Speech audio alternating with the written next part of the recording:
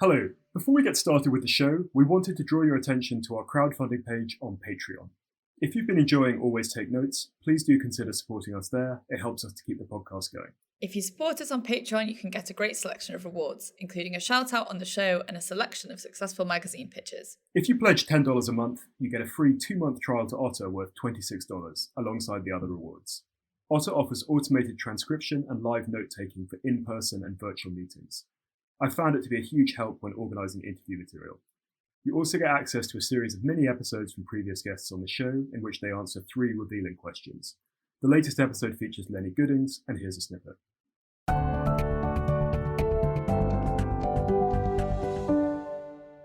I would say that publishing is very much about taking responsibility and understanding your power. And also I think, it's a particular thing for a woman to accept power and to understand that power is okay and it's not to be ashamed of, but to how to manage power intelligently and sort of in a way that's egalitarian in a funny way, or at least understanding consensus, politics, etc. I think those are very, very difficult things. Hello and welcome to Always Take Notes. In this episode, we speak to historian and travel writer William Dalrymple. We spoke with William about his early travel book In Xanadu, about his quartet of books on the East India Company, and about the art of writing an excellent book proposal. It's a great episode. We hope you enjoy it. William, it's really great to have you on Always Take Notes. Thank you so much for finding time to speak to the podcast. I wanted to start by asking about the quartet and this bringing together of these 4 books, almost 20 years' work into one kind of boxed set, as it were. What does it feel like to kind of be bringing this together and presenting it as one piece of work? It's the company quartet is sitting before me, and it gives me still a rush of pleasure to look at it. It's an enormous fat thing. It got stuck allegedly in the Suez Canal jam, which is why it came out a couple of weeks after it was meant to. And by the size and weight of it, it could possibly have caused the Suez Canal jam just by its sheer bulk. It's 4 paperback books in a lovely white slipcase, and it just looks beautiful. And it is nice feeling to complete something like this. I began in 1998 in the research for White Mughals, and though there have been 2 books, one proper book and one small book in the middle, basically the last 20 years, completed in 2019, have been writing these 4 volumes. And there's a particular feeling that the door is locked on that bit of my life now, in that a lot of what was most interesting, I think, about these 4 books was the access for the first time to the Indian side of the story via Mughal documents, which are all in 19th century Indian Persian, which is a very recherché thing to be able to read. It's written generally in very difficult shikasta, often manuscripts with shorthand, scribal shorthand.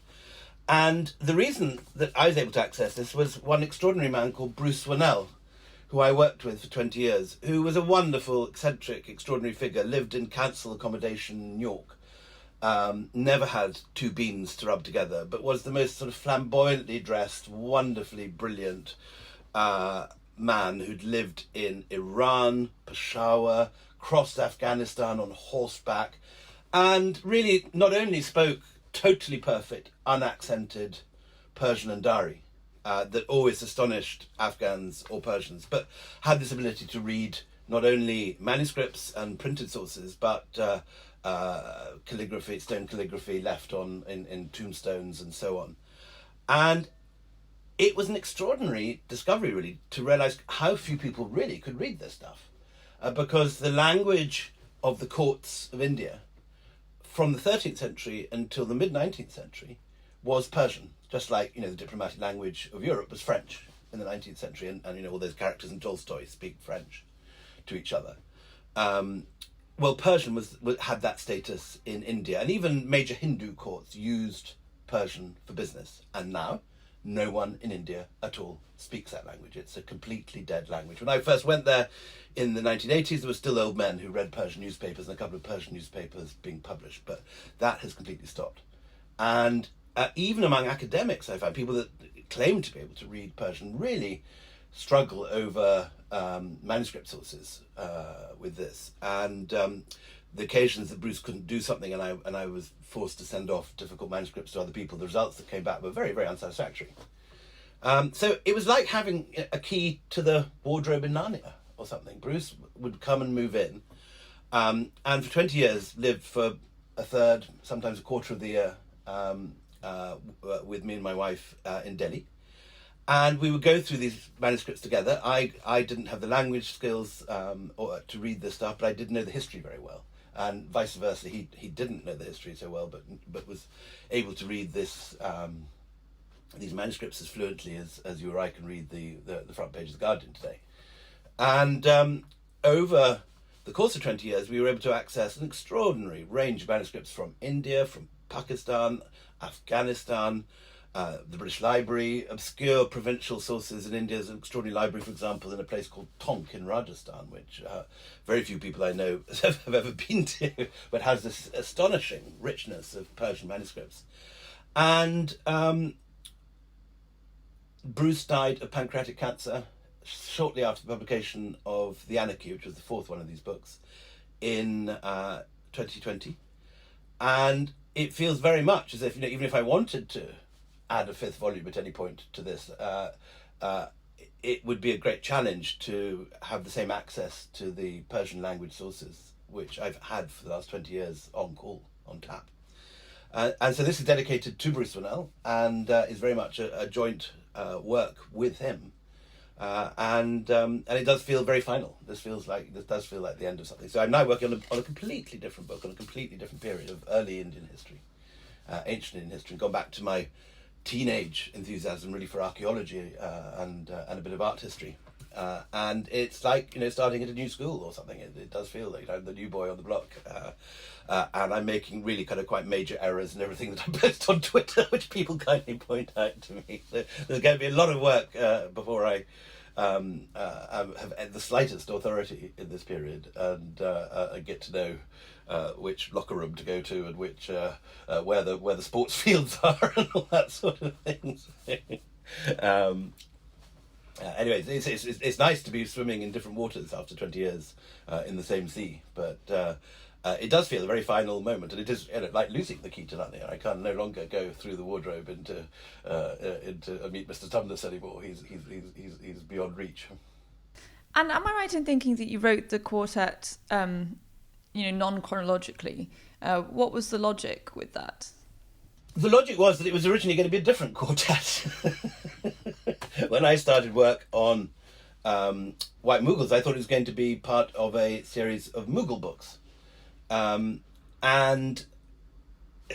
the reason being that there was this extraordinary omission in literature coming out of South Asia in the 1990s and 1980s, whereby India would produce a whole succession of astonishing novelists, Salman Rushdie, V.S. Naipaul from that generation, then Amitav Ghosh, Vikram Seth, then Arundhati Roy, Kiran Desai, Aravind Adiga.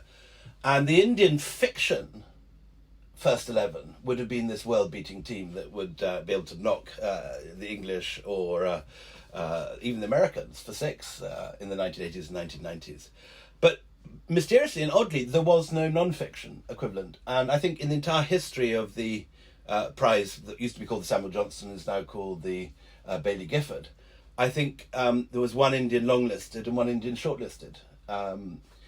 And that gave a space for me to operate in. There was no one writing the sort of history that so many of the people that you've interviewed for this podcast, such as Anthony Beevor, Simon Sebag Montefiore, Peter Frankopan.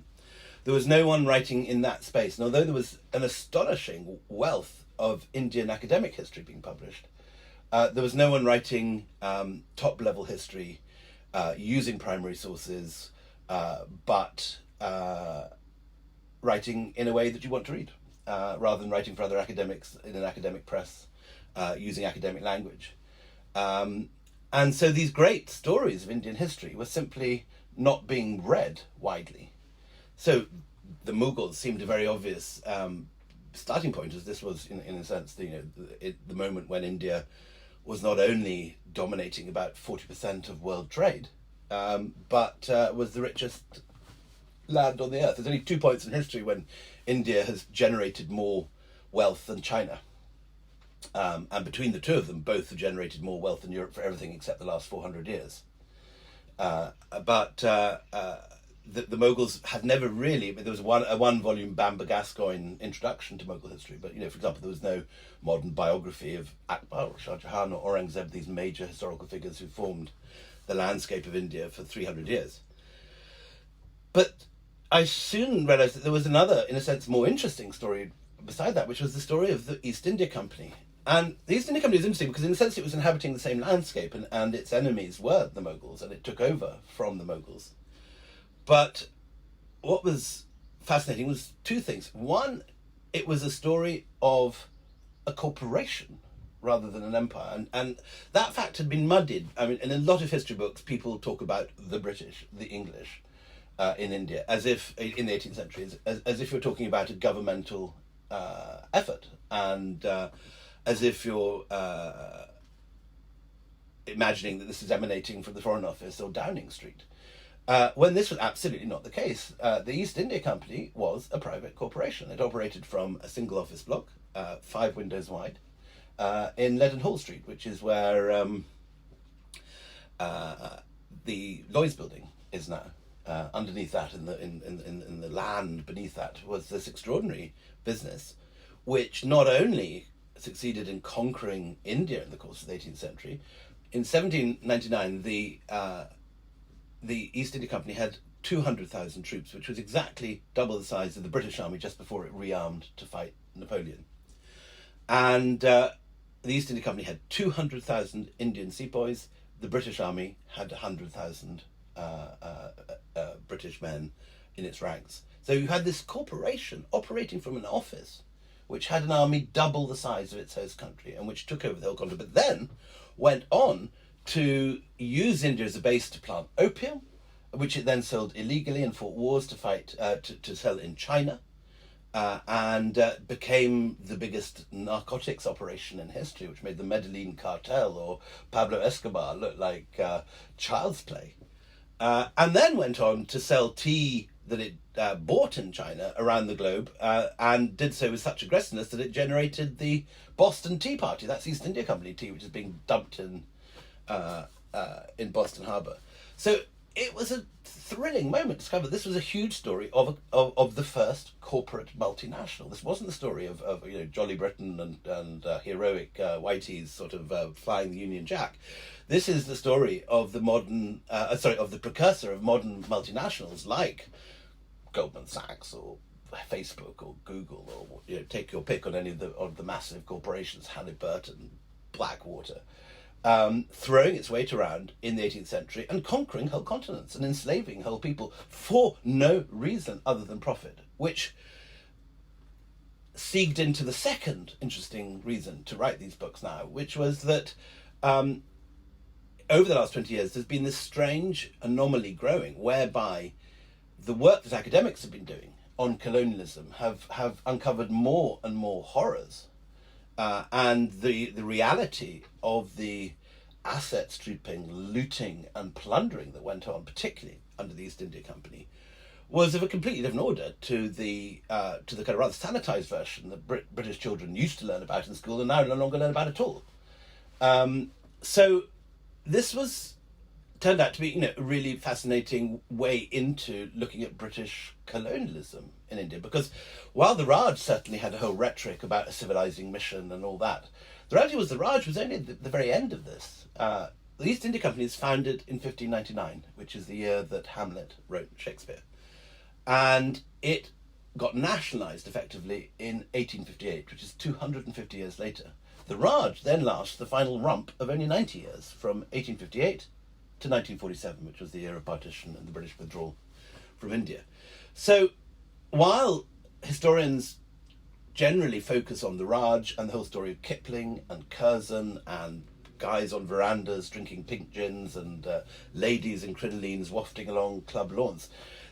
This is A, only the tail end, the epilogue really of the main story, and B, was in a sense the most presentable and palatable end of a 250-year asset stripping operation that quite clearly was run by a commercial company for profit. The East India Company never made the slightest pretense. I mean, in a sense, one of the things that's very clear and nice about the company is the company was very open about the fact that it was there to make a profit because it was a corporation. It existed for its shareholders, for its directors. At no point did the company ever pretend that it was there for the sake of the Indians and it was bringing anything other than ships to export things from India. That was its contribution. It was an operation around the coast which took things out, which extracted first of all textiles in a commercial basis, which did bring wealth to India because they were paying for it in gold and silver. But from the mid 18th century onwards, they were just seizing territory and using that as a base to often put the weavers in camps, literally, whereby the story that some of the weavers were so desperate they allegedly cut off their thumbs to escape this, which may or may not be true, but it certainly gives a picture of the sort of world we're talking about. So I was very excited. So you had a whole area of history which had barely been written, and which had not been written at all in an accessible literary fashion, as opposed to a detailed academic studies in academies, which told two major stories of our times. One is the story of corporate violence and the power of corporations and the way that corporations can resist and fight the state, which is one of the big stories of our time. But it's also a story of the naked violence of colonialism, which in a sense is the other big story of our time. So I sort of changed course after White Mughals to return to your original question after a long detour, and ended up making this 4 books about the company, which occupies very much the same territory as the end of the Mughals, but had a slightly different focus. Could we roll back now to the beginning? So I was fascinated by the new introduction to In Xanadu that you sent over, but particularly about how it began with this travel grant that you saw. Could you take us back to your early 20s and how where your interest in writing as well came? Was that something that was established by the time that you received this embossed envelope telling you had to go and spend the money? Well, long before then, sort of 15 years before then, there's a little school notebook somewhere sitting around at home, which was the school essay, aged 8 or 7, I think, about what you want to do when you grow up. And I said I wanted to be an author or an archaeologist. And that is kind of more or less what I am now. I suppose an author and a historian, and writing about archaeology again now in my 50s. So that has always been a constant, reinforced by the fact that I have very few other talents. That's not me being falsely modest. I am astonishingly bad at turning up on time. I would never be able to hold down an office job. I'm innumerate. I'm actually and increasingly, I think in my 50s, mid 50s, actually sort of technically dyslexic in numbers. So any sensible job in the city or in industry would have been a disaster. And I always had this one talent, which was to be able to write essays, and then enlarged it to writing student journalism, and then from that jumped into writing books. So I've got many friends whose careers have not always prospered, who have been sort of wildly more talented than I have, who had the option of becoming opera singers or ballet dancers or nuclear scientists or astrophysicists or something. My path was always very clear because there's nothing else I could really make a living out of. And as you say, this all sort of slightly came into focus in my last year at Cambridge when I passed the notice board at Trinity College, where I was, and there was a notice up offering travel grants to medieval historians. Now, I knew there were only a handful of other medieval historians in college, so this was not going to be a difficult one to apply for. So without particularly thinking about it, I went to the Times Atlas of World History in the college library and looked for what was the longest medieval journey. And it was a choice of two, really. There was Ibn Battuta's journey, which led me through all sorts of even longer journeys from Tangiers to China and back. Or there was the slightly easier version of Marco Polo. So I copied down a couple of pages on Marco Polo from the Times Atlas, sent it off, forgot about it, and then shortly after my exams in the second year, found this envelope tucked under my door with a cheque for £750 in it, which in those days was at least double, maybe 5 times the value that it is today. Maybe imagine a £5,000 grant today would be the equivalent. And this was a wonderful thing because it was allowed 3 months of travel, backpacking travel, with no worries about how to finance it. But this was also a moment when, in the mid-1980s, travel writing was taken very seriously. Granta had published a travel writing issue. People like Paul Theroux and Eric Newby were always on the front page of every review supplement, going off on a journey around Britain or taking a train to China or across Africa or something. And I was very into that whole literature. I'd discovered Patrick Leigh Fermor and Bruce Chatwin and Robert Byron, and was reading this stuff voraciously, and whenever I went on a journey was producing sort of pastiche sub-Robert Byron diary entries, and that in a sense was what In Xanadu was. It was pastiche Robert Byron, very much looking back at that English travel writing tradition from the 1930s, full of stuff that's now I look at with complete horror, as it's not just unpolitically correct, but full of straightforwardly racist assumptions and imperial ideas that I was completely at ease with at Cambridge, coming out of a public school, age 21 in the mid-1980s, and which now appears to be from an antediluvian different world where people were saying and thinking things and making assumptions about the world, which no decent person would do today. And it is astonishing to see how far the world has changed in those 40 years. At that point, for example, China was an incredibly impoverished country coming out of the Cultural Revolution, and everyone was on bicycles. Now, of course, it's challenging America for world dominance.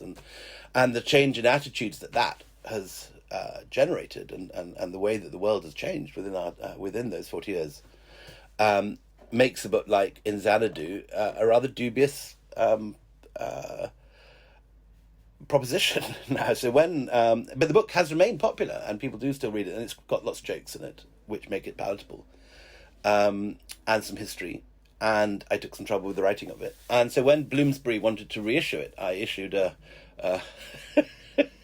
introduction to this book that more or less disowns it as a toxic early work, but one that I have to say I'm still, it was the happiest journey of my life. It started my career. It was a major bestseller and kicked me off in this direction. And as any one who's just beginning in writing is probably aware, in a sense, your first book is unbelievably important because it either launches your career or kills it. If your first book is no good, or has no success, rather, which is a different thing, but actually the reality, it can be very good, but if it doesn't actually kick off and get you into the bookshops and find an audience, it's kind of curtains. While if you have a big success, everyone wants you. And so anyone, I know that this podcast is aimed at people perhaps beginning their careers in writing. I met Bruce Chatwin just before setting off. Just after I came back from the In Xanadu trip, just while I was selling the book. And he gave me some advice, which I've never forgotten, which was, you can rush journalism as much as you like. You can pop out pieces quickly and send them out into the world, and they will never be forgotten. But books have always got to be absolutely the best that you can possibly do, because they're there forever, and they are what people remember of you. Both while you're alive and after you're gone. And if you need to sell your things and sell your house and risk everything to get the time to write the book that you want to write, do that. Everything depends on that. And never think, I'm just going to dash something off and send it to a publisher. Here's something, I can get a quick advance for this. And that destroys your career. You make far more money being, say, Arundhati Roy, producing 2 novels in 20 years, which are both shortlisted or winners of the Booker, than you do producing 1 book a year for 20 years, which is also far more soul-destroying and far bigger effort. And I think it was very good advice. I tend to spend between 4 and 5 years on a book.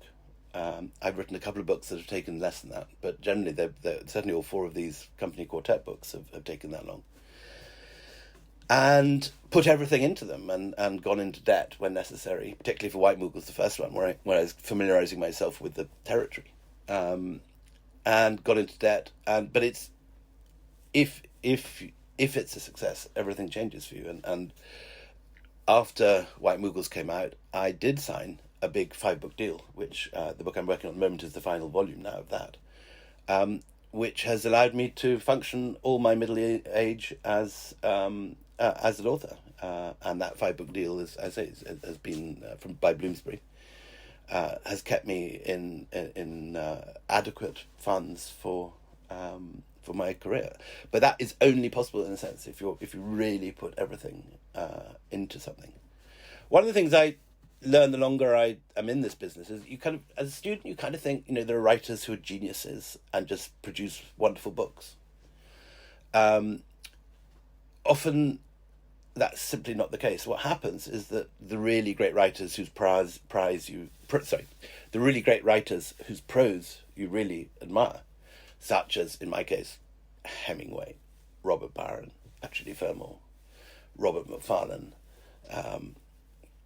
John Berrant, these people do not find it any easier than the rest of us to put a sentence down. But what they do is they just rewrite and rewrite and rewrite and polish and polish and polish, so that the adequate sentences they put down become good sentences, and then become very good sentences, and then become excellent sentences that are unforgettable. And that's what makes the difference. It's the rewriting, the polishing, the re-editing, and it's like a sculptor with a block of stone. You start with a block of stone, and you chip away at it, and it then begins to look like something, and gradually looks something beautiful, and then it becomes something polished and finished and ready to go out.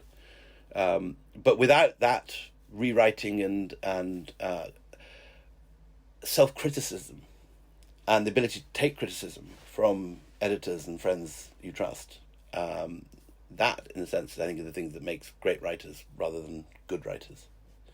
And I've got some friends who are super talented, but who are quite touchy about editorial intervention by other people, and say, this is my work, publish it as it is or not. And almost inevitably, you kind of just know that the stuff that they are publishing is just, one stage off being very, very good, because they just can't take that criticism and won't rewrite and won't rework it and won't listen to other people's advice. And what I do with all my books is that I print them out and I show it to people.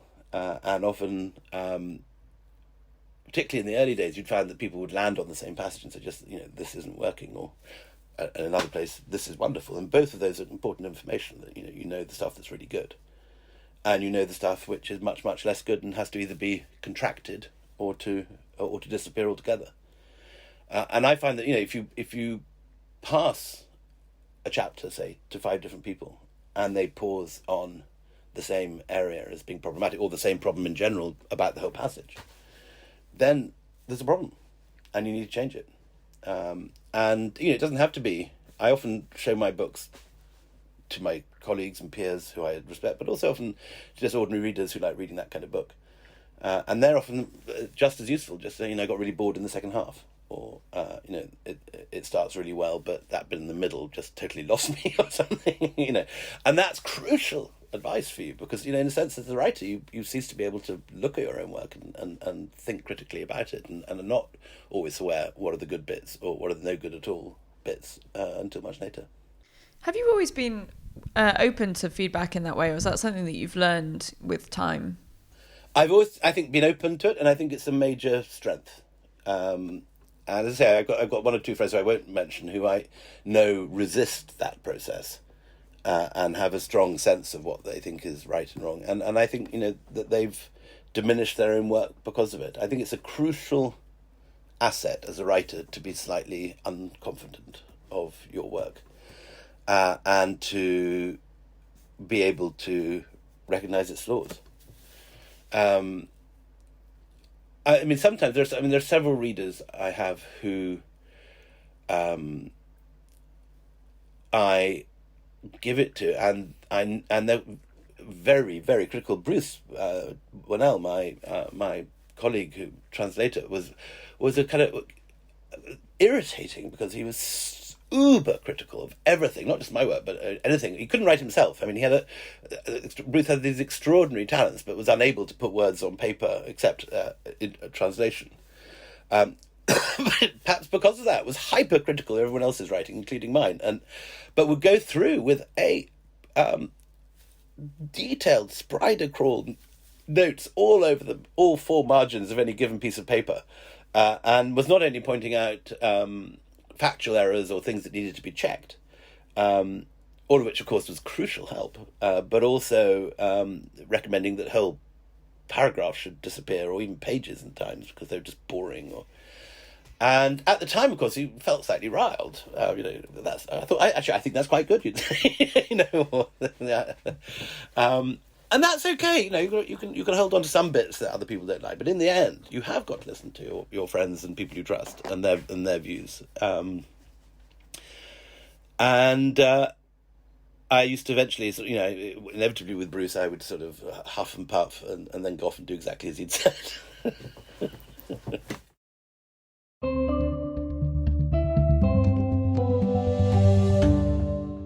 Message from our sponsor, Vitsu. Marta's story. If only each shelf could talk, reflected Marta, a Vitsu customer since 2004. Her shelving system began modestly and has grown over the years. It travelled with her from London to Valencia and now Amsterdam. This is the 5th time Marta has bought from Vitsu. Every time, she speaks with her personal Vitsu planner, Robin, who reorganised her bookshelves to fit her Spanish walls and her Dutch house. He even sent her extra packaging to protect her shelves with each move. You might say that their relationship has become a friendship over the years. Marta knows she is valued and trusts the advice Robin gives. If your shelves could talk, what would they say? Vitsu's 606 Universal Shelving System is a modular, adaptable kit of parts. It can form the perfect home for your books and even the desk from which to write one. Visit vitsu.com, vitsoe.com, or request a free brochure via email at vitsu.com by quoting ATN 606. Vitsu, makers of long-living furniture by Dieter Rams.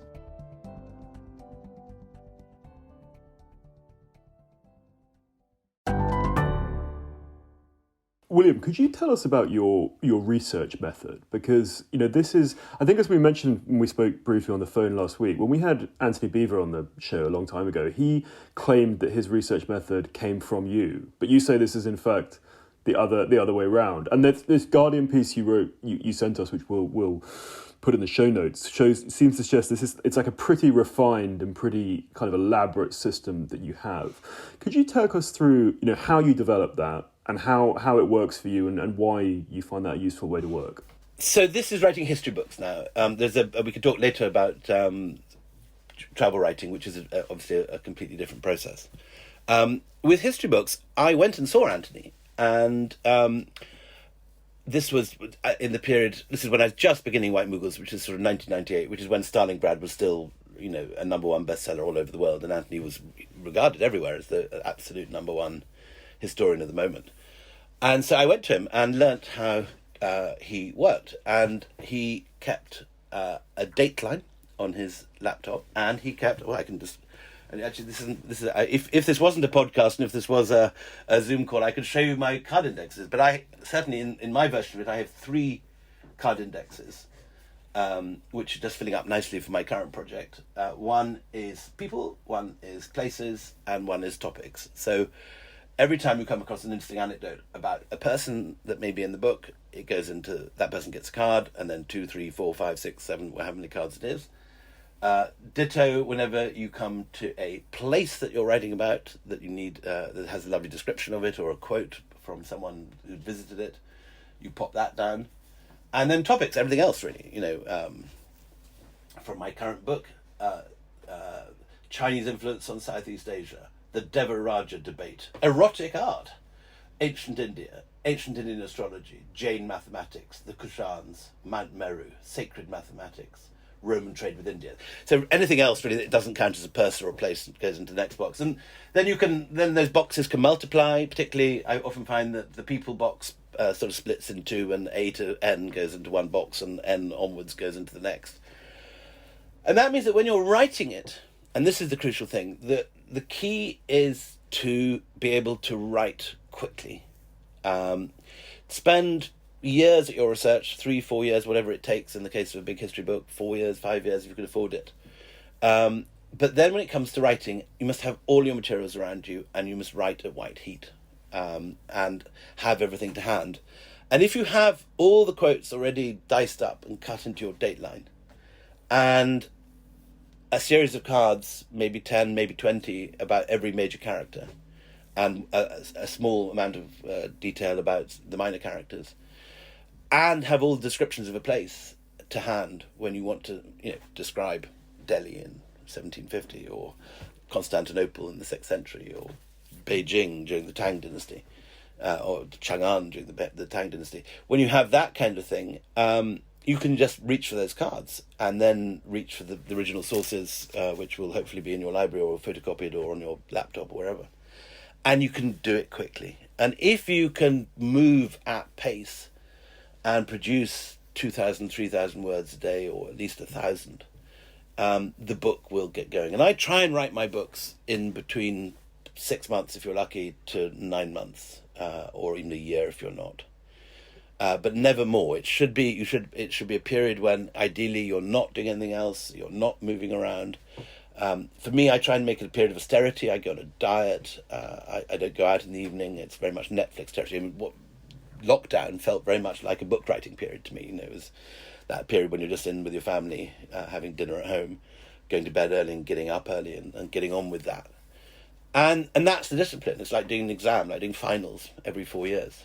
And you can monkey around for the first 3 years and go off on holiday and go out to dinner and get drunk and have a good time. But when it actually comes to writing the book, that is when you have to get just act together and focus and get on and get this stuff down and work hard all day for as long as it takes.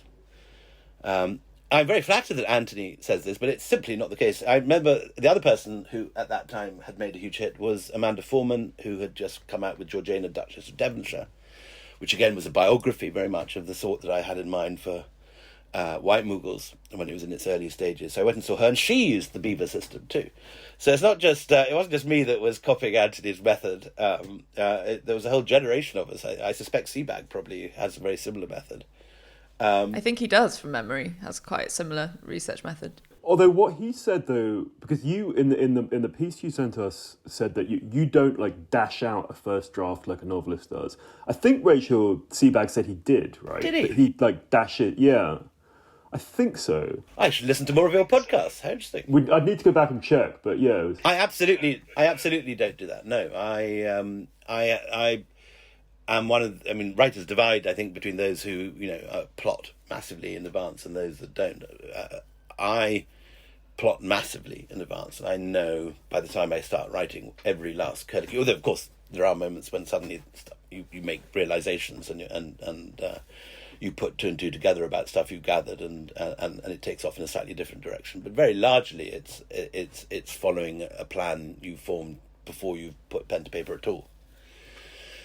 And I kind of presume that every writer of non-fiction and biography and history did the same. That if you're dealing with vast quantities of material that you gathered over a period of 4 years, you need to have it in a very ordered state. And while I can easily imagine Seabag dashing off a first draft of one of his novels, which he also writes, of course, I would be surprised if he dashed off a first draft of his big history books. But if he does, then it works. As per that Guardian piece as well, your writing routine is quite strict. You start at 5:30 in the morning. You mentioned printing things out before you go to bed, and you kind of work on a chapter and revise it every day for a month until you're kind of done with it. Could you tell us a little bit more about that and why you find writing, I guess, quite challenging, and why that process works for you? as you just said, this is very much the writing routine as opposed to the researching routine. So for the 2 or 3 lovely years when you're going into archives, and then even lovelier years when you're sitting hopefully by a pool or in the garden or under a tree or whatever it is, in an olive grove or wherever lovely spot you've gone to pull the whole thing together, borrowed somebody's house somewhere. That is the kind of the happy period of a book, when it's all coming together and you're getting to really know these characters well, and the story is now becoming very clear in your head. And then you enter this writing phase, and the writing phase is, like, for me, like doing finals. It's no fun at all. It's the payback for all the fun you've had in the previous 3 years, and you do get up very early.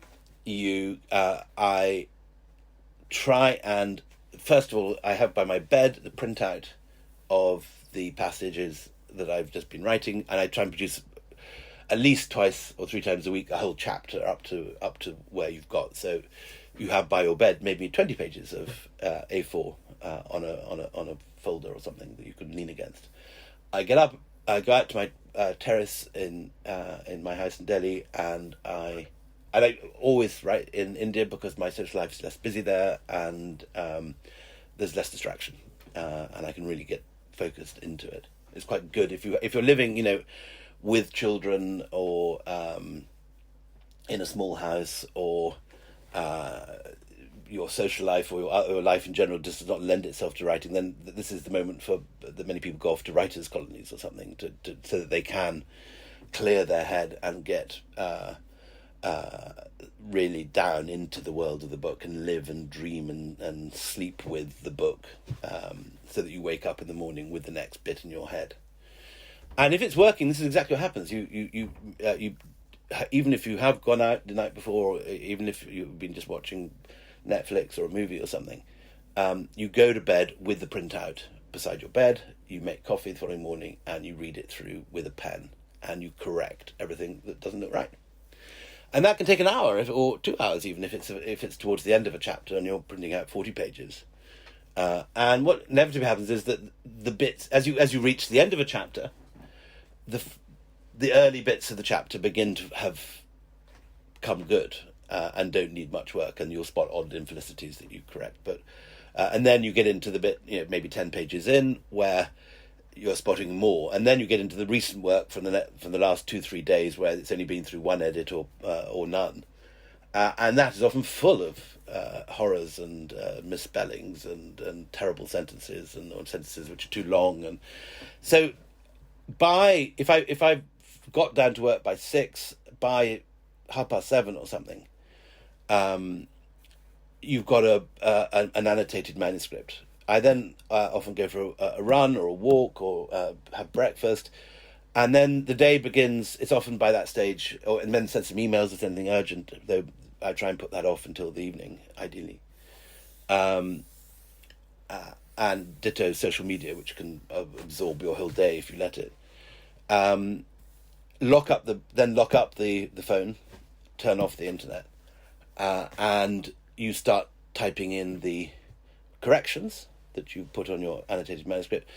And by that stage, it's often 11 o'clock. So you've got up very early, but by 11 o'clock, you haven't written a new word. You've just been correcting. And then often about 11, the writing begins. And the key then is to put off lunch as long as possible. And I find that if I can put off lunch till 3 o'clock, which drives my family mad, and they many arguments over the time of lunch have developed over the years. But if you can put off lunch till 2 or 3, you get 4-5 really prime writing hours of new material.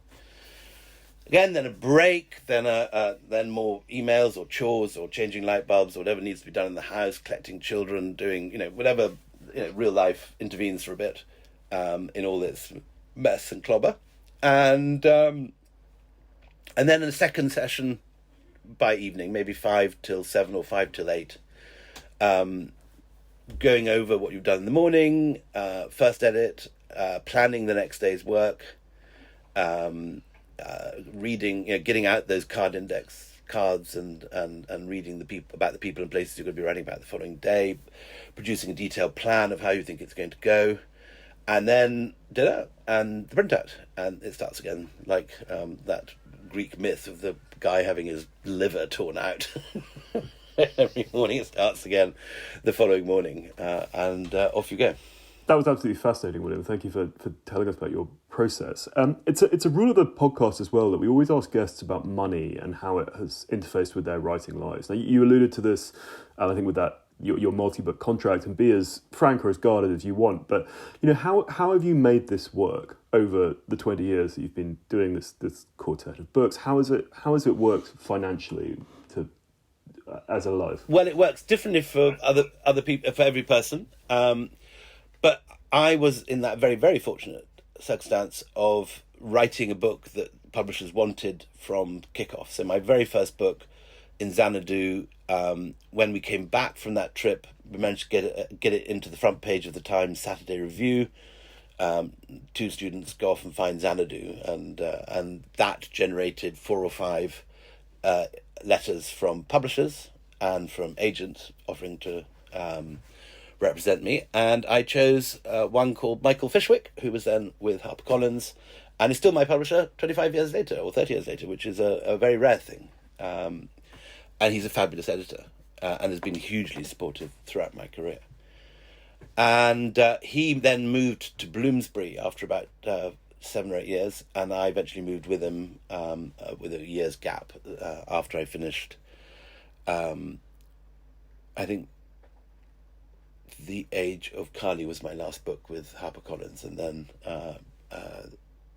The White Muggles was my last book with him and HarperCollins, and then The Last Mughal was the first with Bloomsbury, and we signed at that point. I was very lucky.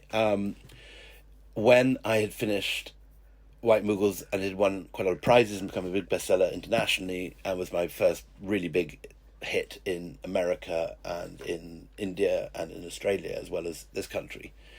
At that prime moment, I was very lucky because Bloomsbury had suddenly realised that this small publisher, then very niche publisher, had suddenly getting vast sums of money pumping into it from Harry Potter. And they were warned that they were ripe for a corporate takeover because they had a vast, unusual for publishers, had a vast cash balance and quite a small operation. So they took on new editors, and one of the editors they took on was Mike Fishwick, who I'd been with by that stage for 5 books. And he offered me a 5-book contract. And everyone said, don't take it. You're mad to take a 5-book contract. It'll tie you down. You never know what you really want to do. But it was a very, very large offer. They made a similar offer to William Boyd, who also took it, and took a couple of other people. The guy that does the, what's called Hugh Ferny Whittingstall. So they brought in a few people that they regarded as sort of biggish guns to fill out their stable, and a few new editors to buy the stuff. And this was the year before the Kindle came in, when suddenly authorial advances started to decline. So I was very lucky, and I got this big 5-book advance just at the moment that felt like very much the peak of the market. And that wasn't planning at all. That was pure good fortune, A, of Bloomsbury, B, Bloomsbury going for my editor, and then having this war chest with which to spend money. And so it was a uniquely lucky moment through no planning at all of my own. And that 5-book contract has kept me going till this year, and I'm beginning to I'm nearly now in the writing phase of this next book, and will then go out into the market with a plan for the book after that, and sell it. But I have an agent, in my case David Godwin, who's wonderful and works hard. Put everything into your proposal. It's like writing your own check. When you're writing a book proposal, do not rush it out. Do not scribble something on the back of an envelope and send it either to the agent or the publisher. You really, really, really, really want to think hard about this proposal, and it has to be absolutely perfect, because everything depends on that. And at any stage in your career, that's true, not just beginning. And if you dash out a half-finished idea that sounds implausible, you won't get any money. And if you write a brilliant proposal that is astonishingly good, you will, even though no one knows who you are. My son, Sam, last year, was working on Partition. He thought he was going to be working on a documentary, but with lockdown, the whole thing failed. And he turned it into a book proposal, and he polished and polished and polished this proposal, which initially wasn't very good. And by the end of lockdown and several relights, was really fantastically good. Sent it to David Godwin, and Godwin sent it out, and he got a very large advance, which is online if you want to check Sam Dalrymple's advance, but probably not right for me to state the figure. It is, and that's enough for him now to probably spend 2-3 years researching this book, particularly if he's living at home. So it's much the same process as it was when I started off. You just got to ask among your friends and colleagues and people to find an agent. I was very lucky in that there was an agent when I was starting. I didn't know anyone in the literary world at all, but there happened to be a very good agent living on the opposite side of the street from my brother. So I literally knocked on her door, and she took me on. And so when those offers came through from publishers, after Insanity was on the front page of the Times, I was able to say, "Here's my agent. Talk to her." So you need an agent. You need a very, very, very finished and polished proposal. It doesn't need to be long. Anything from 5 to 10 pages is more than enough. But it needs to be really good and a clever idea. And do not approach an agent or a publisher until you've got that. It's the single most important thing. And I find often that, I work so hard on this that quite often the very, very polished words of the proposal end up being the introduction or the conclusion to the actual book, and with more or less little change. That was certainly the case with the Anarchy. The proposal became first a big long read in The Guardian, and then ended up being the beginning and end of the finished book. But really, really work it, really, really polish it, show it to lots of people, cut it down, rewrite it, polish again. And that proposal is the source of your livelihood. That's very valuable advice, and I'm sure lots of listeners will take heed of that. As we come towards the end of our time, I wondered if I could ask briefly about the Jaipur Literary Festival and how you came to be involved with that and setting it up. So, again, it's all a matter of timing. In the late 90s, literary festivals were going strong in this country. Peter Florence, who was my contemporary at Cambridge, a year above me, had turned Hay into this, or they started Hay and made it this incredibly glamorous place that Van Morrison would sing at, and Bill Clinton would turn up at, and Gabriel Garcia Marquez once appeared in a helicopter. I think I'm making that up. But anyway, it was suddenly, a buzzy thing. And publishers were going there, and editors and authors were going there. And there was Cheltenham and there was Edinburgh. It was all beginning to take off everywhere, but there was nothing of that sort in India, where I was living.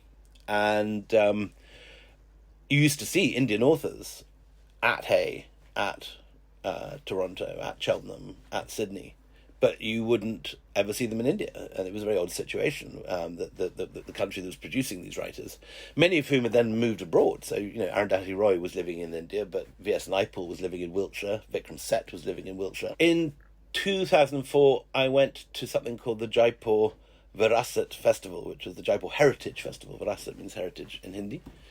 And it was a wonderful festival set in the gorgeous halls of Amer Fort and other wonderful buildings in Jaipur. Show it with fashion shows and music and fusion music and plays. And they got me to do a reading. And I said to Faith Singh, who had founded it, it'd be great if we had some more literary content, because there's no literary festivals in India. So the next year we had 10 writers, then we had 16. And then the kind of festival split in two for various reasons, and the music end of it moved off to Jodhpur and became the Jodhpur Riff, the Rajasthan International Folk Festival. And the literary bit became the Jaipur Literary Festival, based in Diggi Palace in Jaipur, which Faith had started using for events. And I ended up being one of the founders and directors of it. There was the other director was a woman called Namita Gokhale, who was very much keyed into the whole Indian language scene and Indian literature scene, and knew, the great writers in Hindi and Bengali and Marathi, many of whom I'd never even heard of. although they were people that would sell 1 million copies of a book, were completely unknown to the English-speaking world, often untranslated. And from the beginning, we always had this multilingual feel to it, but it was largely English language. And my job really was to bring in the big international stars. So I brought in all my mates from Britain, but also people from the States and West Indies and Australia and so on, Latin America. And it grew and it grew and it grew. And by, I suppose, about 2010, it became the biggest literature festival in the world with 250,000 people turning up. And I still run it, along with Namita and Sanjoy Roy, who is the fantastic producer who's really done all the business decisions and all the work of actually running the festival. And his business teamwork has moved from, I think, a handful of people in a small room or series of rooms to an enormous office block. And we have a meeting just before the festival, or all the major stakeholders, which includes people, producing tents and chairs and things. And it's often now 250 people turn up to that meeting as a measure of the number of people involved in it. And the last one before lockdown was, I think, 1/3 people. So it's great fun. It's lovely. It's a festival that really is a festival. We have a lot of music. We have a lot of dancing. We don't pay people, but we put them up in very good hotels for a week, and we lay on spectacular parties every night with unlimited food and drink. And it's a great invitation. People tend to say yes. And over the years, much everyone has said yes. There are a few people who are longing to get still, like Cormac McCarthy, who just doesn't go out. But more or less everyone else has been, I think, and all the great international writers. And we still have this major commitment to Indian language programming and Indian programming, which is Namita overseas. My job is still mainly getting in the Farangis, the foreigners, and the Indian language, English language Indian writers, particularly. The non-fiction bit is my stuff, so Indian history, Indian art history, and so on, and stuff that I know about. And it's rather like a three-legged stool. I think if any one of these three legs were taken away, the stool would fall over. We're a very odd team, very different from each other, but it works very well, and we cover each other's bases. And this odd thing of having two directors works very well in our case, in that Namita really knows the Indian scene and particularly the Bhasha, the non-English literary scene, and I have a good hold on the non-fiction and on what's going on abroad, and it seems to work. I say it's very big. Thank you. That's fascinating. And one final question from me was the relationship between the kind of work that you do and traditional academic history. I mean, I think you've commented on, the kind of lack of literary finesse in academic writing. How do you feel that you kind of relate to the academy? And I suppose how does the academy relate to you? What kind of feedback do you get from academic historians? It's a very interesting question. There are many academics who write very, very well and write major best-selling books. People, for example, like Stephen Greenblatt, arguably the greatest Shakespearean of our time, the Harvard professor of English, also is capable of writing a book like The Swerve, which was number one on the New York Times bestseller list for a year, won the Pulitzer, and so on. There are many people like that, like Linda Coley, I suppose, from this country, Simon Sharma, people who are in academia and can also write for a general audience very, very well. Then there are people such as myself, Anthony Beaver, Sebag, who are not in academia, but write with primary sources at a level that wins big history prizes. And there are all sorts of benefits of being within the academic system: access to wonderful university search engines, library systems so you can download articles, seminars so that you're up to date with what everyone's doing in research in your field across the world. But there are major drawbacks too, which is that you don't have the time. You're often in this country administering a department and filling in endless paperwork, marking exams at this time of year, giving seminars on Zoom calls. And even in a situation like Harvard, where they seem to get wonderful sabbaticals and do a lot less administration than their British counterparts, they only get a sabbatical that gives them time to really immerse themselves in a book once every 3 or 4 years. And so if you're outside academia, you have the great advantage of just having time and space. And your day is not filled with teaching or marking or supervising. And quite often academics, after they've finished their PhD, just don't have the time to spend a year in an archive. Or travelling across India, and also don't have the resources to travel internationally, to search down a library in America 1 month and then be looking at stuff in Australia 6 months later and stuff in India a month after that. Now then you have the decision after you've done your primary research in archives. What language do I write this in? Do you write it in post-colonial, postmodern academic prose for your contemporaries, or do you write it in the sort of language that a novelist would use to write their work? And it's very possible to be at the cutting edge of writing history and to write a book that people want to read. And Stephen Greenblatt is an example of someone who's squared that circle unbelievably well, and that's what we're all aiming at. My books, I've been very lucky. I've won the big history prizes. I've won the Wilson Prize. The other big history prize is the Cundall, which I was a finalist for with 2 others. Generally, my work, I think, is taken quite seriously in academia, but occasionally you find people who will dismiss you, particularly if they haven't read the work. And one of the other advantages of academia is that people will give you a measure of respect on the basis of your position rather than on your work.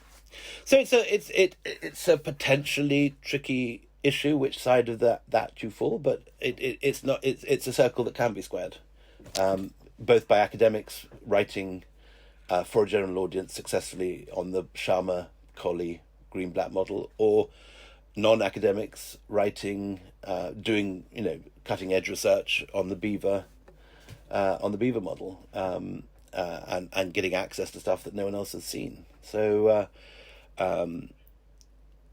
I think, as I say, that initial piece of Bruce Chapman, which I said earlier, make your book as good as you can, do your work, and if necessary, sell your goods in order to support the book becoming as I like to collect pictures, but when I ran out of money on White Moguls, I ended up selling 2 of my favourite pictures, which I still slightly regret doing, but without that the book wouldn't have been finished, and that bought me the time to complete it to the level I wanted to do. I think if you really take the time, do the work, and write it beautifully, you can win the prizes and get the bestsellers. And it's not. I mean, what I would resist is this notion that there are 2 worlds. There are academic history, which is considered and sensible and right, and popular history, which is rubbish and pulpy and nonsense. It's a lot. There are grey areas in between the 2, which is and highlands that you want to occupy. And if you produce very good primary research and write it beautifully and win the prizes, you can get the best of both worlds, whether you're in academia or outside it. Well, look, thank you, William. That's a really great place to draw this to the end. Thank you for being a fascinating guest on Always Take Notes, and wishing you all the best with your projects going forward. Thank you very much. Thank you so much.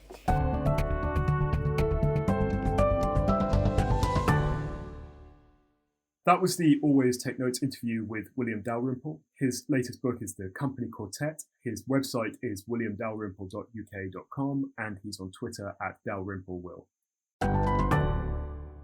Hello, it's us again. Rachel, what was your takeaway with the discussion with William? William was a gregarious guest. He was very entertaining to listen to. I I guess it was the thing that I found striking was his attitude towards Xanadu as his career has progressed. He said that it records the impressions, prejudice, and enthusiasms of a very young, naive, and deeply Anglo-centric undergraduate. And I think that's a theme that previous guests of the show haven't really delved into, is how they feel about their early work. How about you?